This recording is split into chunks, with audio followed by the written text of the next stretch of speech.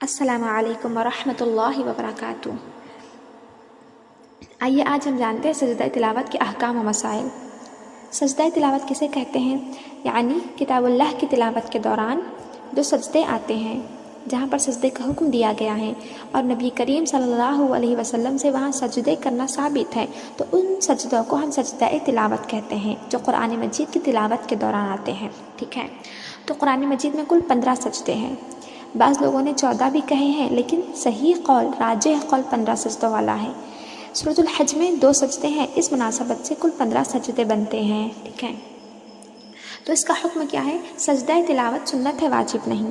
یعنی تلاوت سجدے والی آیتوں سے گزرتے ہوئے ہم پر سجدہ کرنا وہاں پر سنت ہوگا، واجب نہیں۔ ہم کریں گے تو ثواب ملے گا، ہمارے لیے اجر ہوگا، اگر ہم نہیں کرتے تو وہاں پر ہمیں سزا نہیں دی جائیں گی۔ ٹھیک ہے، اللہ کے نبی صلی اللہ علیہ وسلم سے سجدہ کرنا بھی ثابت ہے اور چھوڑنا بھی۔ اور عمر رضی اللہ عنہ سے بھی اسی طرح کی حدیث ملتی ہے کہ آپ نے ایک مرتبہ منبر رسول سے خطبے کے دوران سورۃ النحل کی وہ آیت تلاوت فرمائی جس میں سجدے کا ذکر ہے، تو آپ منبر سے اتر آئے اور آپ نے سجدہ کیا، اور آپ کے ساتھ وہاں پر بیٹھے تمام لوگوں نے، مسجد میں حاضر تمام مصلیان نے بھی سجدہ کیا۔ اور پھر دوسرے جمعہ حضرت عمر رضی اللہ عنہ نے تلاوت کی اور آپ نے سجدہ نہیں کیا۔ ٹھیک ہے، اور کہا کہ جو کرے تو اس نے اچھا کیا اور جو نہ کرے اس کے لیے کوئی گناہ نہیں ہے۔ ٹھیک ہے، تو پتہ چلا کہ جو سن رہا ہے سجدے والی آیت اس پر بھی سجدہ کرنا سنت ہوگا، صرف پڑھنے والے پر ہی نہیں۔ اس کے بعد دیکھیں، کہہ رہے ہیں کہ کوئی امر واقع نہ ہو تو سنت پر عمل کرتے ہوئے سجدے والی آیت پر فوراً سجدہ کرنا چاہیے۔ یعنی کوئی دشواری نہیں ہے، ہم ایسی جگہ پر بیٹھے ہوئے ہیں جہاں پر ہمارے لیے سجدہ کرنا کوئی مشکل نہیں ہے، تو ایسی حالت میں ہمیں اس سنت کو نہیں چھوڑنا چاہیے، بلکہ سنت پر عمل کرتے ہوئے جب کبھی سجدے والی آیت سے گزرے تو فوراً سجدے میں گر جائے۔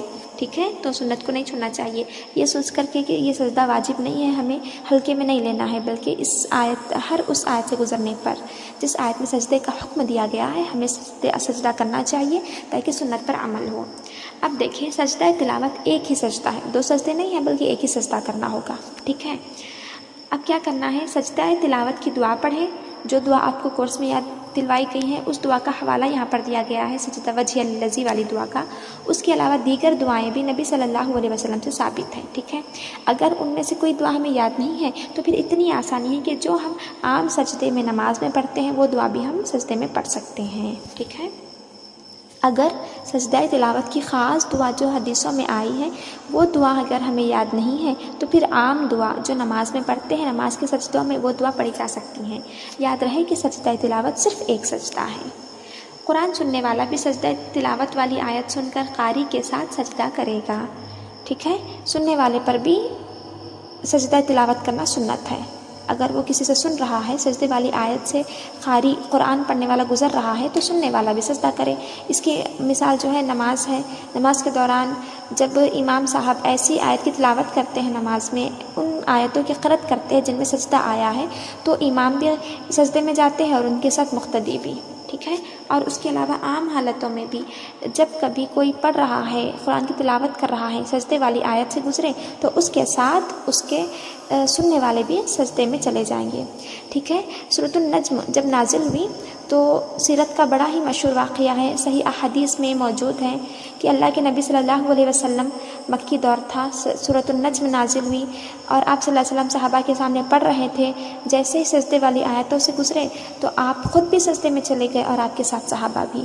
اور جب یہ عالم دیکھا اور قرآن کی تلاوت نبی صلی اللہ علیہ وسلم کی زبان سے کافروں نے سنی تو ان پر بھی ایسا سکتہ طاری ہو گیا، ان کے ہوش ایسے اڑ گئے، قرآن کی تلاوت سے ان کے دل پر ایسا اثر ہوا کہ وہ لوگ بھی سجدے میں گر گئے تھے۔ سبحان اللہ۔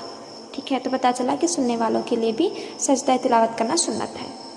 اب دیکھیں پوائنٹ نمبر 7، سجدہ تلاوت کے لیے وضو ضروری نہیں ہے اور نہ ہی کھڑے ہو کر سجدے میں جانا ضروری ہے۔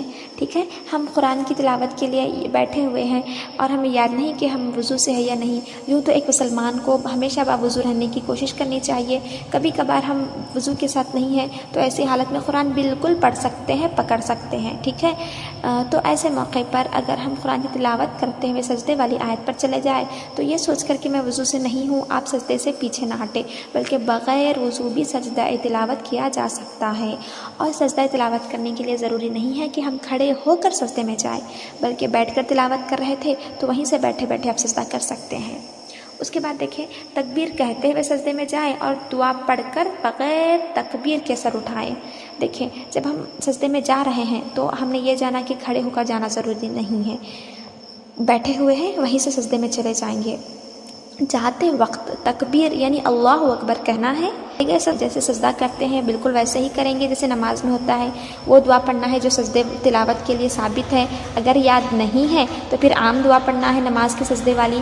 پھر جب ہم دعا سے فارغ ہونے کے بعد اٹھیں گے تو اٹھتے وقت اللہ اکبر یعنی تکبیر نہیں کہنا ہے، جاتے ہوئے کہنا ہے، اٹھتے ہوئے نہیں، ایک ہی سجدہ ہے، ٹھیک ہے؟ یہ باتیں یاد رہنی چاہیے انشاءاللہ۔ اگر تلاوت کے وقت سجدہ نہ کیا یعنی وہاں پر حالات ایسے مطلب مقام نہیں تھا، جگہ نہیں مل سکی، ہم سجدہ نہیں کر سکے تو بعد میں کیا جا سکتا ہے، ٹھیک ہے؟ بعد میں یاد آیا کہ ہمیں سجدہ تلاوت کرنا تھا، ہم نے ان آیتوں کی تلاوت کی ہے جس میں سجدہ ہے، تو بعد میں کر سکتے ہیں، لیکن اگر لمبا وقت گزر گیا تو بعد میں سجدہ کرنا ضروری نہیں ہے۔ کسی نے فجر کے بعد تلاوت کی، اس کو بہت دیر کے بعد یاد آ رہا ہے کہ مجھے تو سجدہ تلاوت کرنا تھا ظہر عصر مغرب میں، تو اس کے لیے اب ضروری نہیں ہے کہ جو تلاوت اس نے صبح سویرے کی تھی اب اس کا سجدہ کرے، ٹھیک ہے؟ چونکہ یہ واجب نہیں ہے، اگر وہ چھوڑ بھی دے تو اس پر گناہ نہیں ہوگا، لیکن سنت پر عمل کرتے ہوئے بر وقت اسی وقت جو ہے سجدے میں چلے جانا چاہیے۔ اقول قولی ھذا واستغفر اللہ لی ولکم، السلام علیکم ورحمۃ اللہ۔